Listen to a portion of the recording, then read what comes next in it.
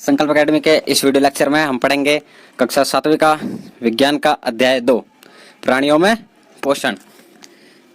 सभी जीव जंतु प्राणी जो होते हैं वो पादपों के ऊपर निर्भर होते हैं। कुछ होते हैं डायरेक्टली उन्हीं के ऊपर होता है, कुछ परोक्ष रूप से, जैसे कि गाय भैंस बकरी ये सब सीधा पादपों से भोजन प्राप्त करेगी, सीधा पादपों को घास को खाएंगे या पौधों से आने वाले जो भी फल सब्जी जो भी होंगे उन्हें खाएंगे। और कुछ जंतु होते हैं जो कि इनके इनडायरेक्ट होते हैं, इनके ऊपर निर्भर, जैसे कि मांस खाते हैं तो मांस के लिए मांस कोई जीव को खाएंगे, जैसे बकरी को खाएंगे या हिरन को खाएंगे, तो हिरन क्या होते हैं, हिरन घास खाते हैं, ठीक है, तो वो सीधा पादप पे डिपेंड हो गए, तो ये इनडायरेक्ट रूप से पादपों पे डिपेंड होते हैं। सभी प्राणी जंतु प्रत्यक्ष या परोक्ष रूप से पादपों पर निर्भर होते हैं। ये पोषण प्राप्त करने के लिए पादप को खाते हैं। जैसे कि भोजन के घटक हम पहले भी कक्षा 6 में पढ़ चुके हैं। भोजन के घटक जैसे कि अगर रोटी सब्जी तो रोटी और सब्जी, ये क्या हो गया उसके घटक। और सभी भोजन के अंदर पोषक तत्व होते हैं। जो पोषक तत्व होते हैं उनका वो होते हैं कार्बोहाइड्रेट, वसा, प्रोटीन, ये खनिज लवण, ये सब क्या होते हैं, पोषक तत्व, भोजन के पोषक तत्व। और भोजन के घटक रोटी सब्जी जैसे कि छोले भटूरे, ये सारे क्या हो गए उसके घटक हो गए। जटिल खाद्य पदार्थ का सरल पदार्थ परिवर्तन होना या टूटना विखंडन कहलाता है तथा इस प्रक्रम को पाचन कहते हैं। सीधा सीधा पाचन को किससे कहते हैं, पाचन। जब भी कोई भोजन होता है वो जटिल होता है, मतलब ठोस होता है, स्ट्रांगली होता है, जैसे कि इसके अंदर दिखाया हुआ है, जैसे ये कोई भोजन है, जटिल पदार्थ है, ये टूट गया, ये टूट के कैसा हो गया, अलग अलग हिस्सों में टूट गए तो सरल हो गया, तो मतलब कि ये पाचन हो गया, ये पच गया। तो जटिल पदार्थ का सरल पदार्थ में टूटना, विखंडन होना क्या कहलाता है, पाचन कहलाता है। पाचन प्रक्रम यानी भोजन का टूटना। पाचन प्रक्रम यानी कि भोजन का टूटना, जो भोजन टूट जाते हैं। खाद्य अंतग्रहण की विभिन्न विधियां, मतलब कि अलग अलग पौधे, अलग अलग जीव अलग अलग प्रकार से भोजन ग्रहण करते हैं। जीवों के बारे में मेनली पढ़ेंगे इसके अंदर। जैसे कि मान लो कि कोई जीव मधुमक्खी है, मधुमक्खी क्या करेगी, मधुमक्खी भोजन कैसे कैसे ग्रहण करती है अपना। मधुमक्खी क्या करती है, फूलों के अंदर से रस, जो उसके अंदर शहद होता है, वो निकाल के और पी लेती है, ठीक है। उसी प्रकार से अगर गाय का देखा जाए तो गाय क्या करती है, गाय घास को खाती है, ठीक है, दांत से चबा चबा के खाती है। लेकिन सांप, अजगर, ये सब क्या करते हैं, सांप वाली जो जातियां होती है, प्राणी होते हैं, ये सांप, अजगर, ये सब सीधा का सीधा निगल जाते हैं, जीवों को अपने अंदर सीधा निगल जाते हैं। तो सभी जीव अलग अलग तरीके से अपना भोजन अंतग्रहण करते हैं, भोजन को खाते हैं अलग अलग। जैसे कि इंसान होता है, इंसान मुंह से खाता है, जब उसको तोड़ता है, दांतों के अंदर पहले चबाता है, बढ़िया से चबा लेता है, तोड़ लेता है, फिर उसके बाद ग्रहण करता है अंदर। ये स्टारफिश है, ये भोजन जो करती है, ये अपने अंदर का जो पाचन तंत्र होता है, इसका जो पाचन तंत्र होता है उसको बाहर निकाल के फिर बाद में जो भी कोमल कोमल चीज होती है जो ये खा सकता है उसको ये खा लेते हैं, ठीक है। उसके बाद क्या करता है, अपना पाचन तंत्र को इसको वापस अपने अंदर समेट लेता है, अंदर पैक कर लेता है वापस। मानव में पाचन किस तरीके से होता है। मानव में पूरे ये जो चित्र दिखाया गया है यहाँ पे, ये पूरा का पूरा चित्र दिखाया गया है किस तरीके से पाचन होता है शरीर के अंदर, कहाँ से कैसे कैसे निकलता है, भोजन जाता है, उसके बाद किस किस स्टेज से गुजरता है, उसके बाद कहाँ कहाँ जाके भोजन पचता है, टूट जाता है। और बिना पचा जो भोजन होता है वो मल के रूप में बाहर निकल जाता है। जो भी भोजन पच जाता है वो ठीक है, जो नहीं पचता वो मल के रूप में बाहर आ जाता है। तो देखते हैं इसके अंदर क्या क्या तरीका होता है, कहाँ से कैसे कैसे भोजन हमारे शरीर के अंदर एंटर करता है। ये मुंह से जाता है, ये इस तरीके से मुख्य गुहिका से लाल ग्रंथि, ग्रसिका बहुत इंपॉर्टेंट होती है, जो ग्रसिका होती है, इसके अंदर से खाना जहाँ जहाँ ये भोजन पहुँचता जाता है वहाँ पे ये फूलती जाती है, मोटी होती चली जाती है, और फिर नीचे नीचे आता है तक अमाशय में आता है, फिर अमाशय में, क्षुद्रांश में बृहदांत्र, फिर मलाशय, फिर उसके बाद एग्जॉस्ट, बाहर निकल जाता है, बिल्कुल बाहर हो जाता है वेस्टेज के रूप में। मुख्य गुहिका। अब मुख्य गुहिका का क्या काम होता है, मुख्य गुहिका के अंदर होता है जो भी भोजन हम खाते हैं उसको कहाँ पहुंचाना होता है, इसको अमाशय के पास। मुख्य गुहिका, यहाँ से भोजन एंटर करा, फिर इसके बाद ये ग्रसिका से होते हुए कहाँ जाएगा, नीचे अमाशय में। अमाशय एक तरफ भोजन नलिका तथा दूसरी ओर क्षुद्रांश से जुड़ा होता है। अमाशय जो होता है, ये अमाशय एक तरफ जो होता है, ये भोजन नलिका, दूसरी तरफ क्षुद्रांश से जुड़ा होता है। इसके बाद आता है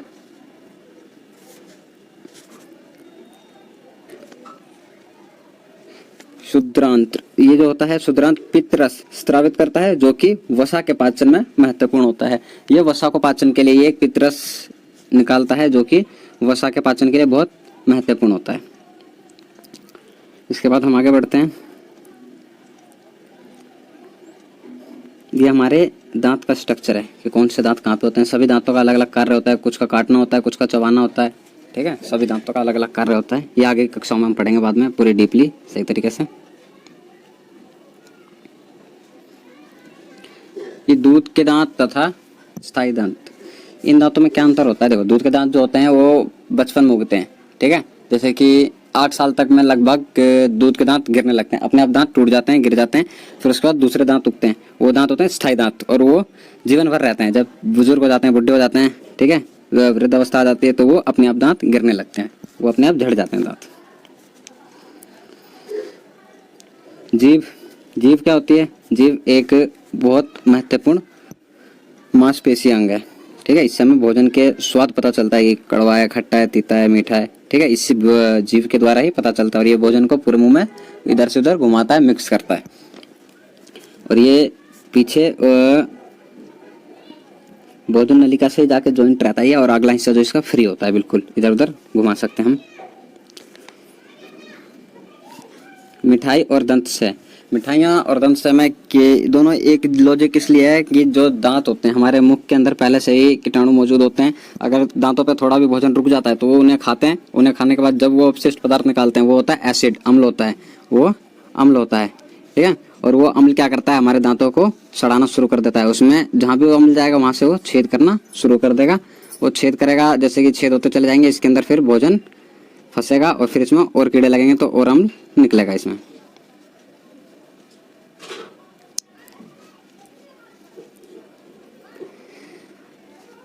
यह है पूरा जो चित्र दिखा रखा है गरिसा, ग्रसिका में भोजन की गति।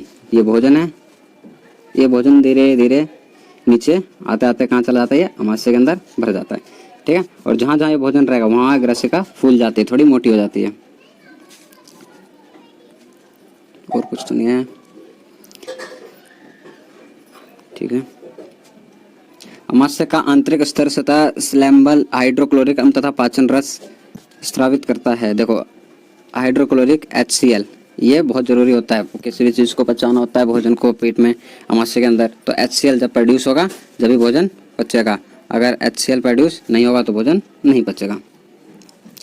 पाचन रस जठर रस प्रोटीन को सरल पदार्थों में विघटित कर देता है। जो पाचक रस होता है, जो इसको जठर रस भी कहते हैं, कहीं पे जठर रस लिखा जाए, कहीं पे पाचक रस। ये प्रोटीन को सरल पदार्थों में विघटित कर देता है। जो भी प्रोटीन होता है उसको ये आसानी से तोड़ देता है, अलग अलग डिवाइड कर देता है। शुद्रातंत्र, देखो ये शुद्रातंत्र होता है, पित्त रस स्रावित करता है जो कि वसा के पाचन में महत्वपूर्ण होता है। इसके अंदर क्या होता है? वसा को ये पित्त रस निकालता है, स्रावित करता है, और ये वसा को अच्छा आसानी से पचा सकता है। शुद्रांत में अवशोषण, पचा हुआ भोजन अवशोषित होकर शुद्रांत्र की भित्ति में स्थित रुधिर वाहिकाओं में चला जाता है। इस प्रक्रम को अवशोषण कहा जाता है। बृहदांत्र, इसके अंदर क्या होता है? ये सामान्यतः निकासन, मतलब कि जो भी वेस्ट मटेरियल होता है, जो भी अपचा भुआ भोजन होता है, उसको क्या करा जाता है? यहाँ से निष्कासित किया जाता है, मानव के पाचन तंत्र से बाहर निकाल दिया जाता है। ये उसी भाग को निष्कासन कहा जाता है।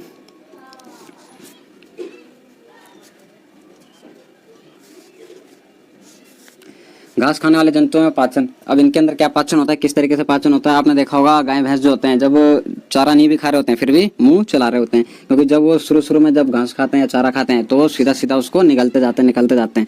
जब वो निगल लेते हैं फिर उसके बाद वो बाद में आराम से उसे खाते हैं। और जो रुमेन होता है, ये पहला आमाशय होता है, एक तरीके से पहला आमाशय कहा जाता है जानवरों के पेट में, जो पहला आमाशय कहा जाता है इसे। फिर ये 4 भागों में बटा होता है अंदर। फिर बाद में ये क्या करते हैं? इसका बाहर निकाल के बाद में दोबारा से इसका चबा के फिर इसको वापस खा लेते हैं। दस्त क्या होते हैं? तो दस्त जो होता है बार बार जो मल के रूप में लिक्विड से निकलता है, ये होता है, ये दस्त होते हैं। खासकर बच्चों में पाया जाता है दस्त, और ज़्यादा दस्त होने से शरीर का पानी कम हो जाता है। डॉक्टर के पास जाने से पहले हमें क्या करना चाहिए कि एक ORS का घोल होता है, ORS का घोल नहीं मिल पाता तो क्या पानी के अंदर चीनी और नमक डालकर घोल के पिलाना चाहिए। इससे क्या होगा, पानी की शरीर के अंदर पानी की क्षमता बढ़ जाएगी, जो भी लॉस हुआ होगा वाटर का वो सब पूरा हो जाता है। और इसे नज़रअंदाज नहीं करना चाहिए, हमारी जानलेवा भी हो सकती है।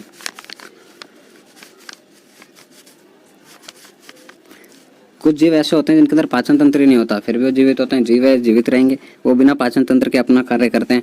जैसे कि अमीबा के अंदर पाचन तंत्र नहीं होता, फिर भी वो जीवों को खाता है और पचाता भी है, अपना भोजन उसी से वो अपना पोषण करता है, लेकिन पाचन तंत्र नहीं होता। अमीबा जो है एक कोश की जीव है, कोई पाचन तंत्र भी नहीं होता, कोई निश्चित आकार भी नहीं होता है। पानी के अंदर खास करके पाया जाता है, जलाशयों के अंदर, और ये अपना आकार चेंज करता है, इसी कारण ये अपना भोजन खाता है। जैसे कि चित्र के अंदर क्लियर सही से समझेंगे, ये देखो, ये केंद्र का इसका सेंटर है, ठीक है, और ये इसका भोजन यहाँ पर है। अभी फैलते हुए आएगा और इसको पूरे को घेर लेगा, जैसे कि, और बीच में ये घेरा हुआ है, ये देखो, ठीक है। तो ऐसे आता है और पूरी तरफ से ये घेर लेता है। बाद में जैसे बीच में कोई भोजन है तो उसको पूरी तरफ से घेर लेता है और फिर उसको वो पचा लेता है, अंदर कवर कर लेता है, ठीक है। अगर कोई प्रश्न हो तो कमेंट में पूछ सकते हैं।